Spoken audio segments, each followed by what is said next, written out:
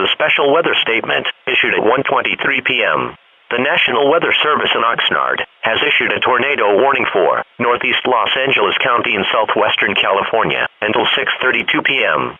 At 12:59 p.m., National Weather Service Doppler radar indicated a severe thunderstorm capable of producing a tornado. This dangerous storm was located 4 miles east of Glendale and 6 miles west of Pasadena, moving east at 35 miles per hour.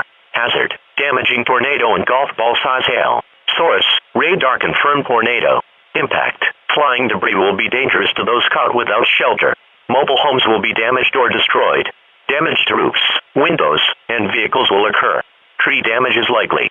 This tornadic thunderstorm will be near Pasadena at around 1:23 p.m., Arcadia at around 1:45 p.m., Monrovia at around 2:05 p.m., Duarte at around 2:14 p.m.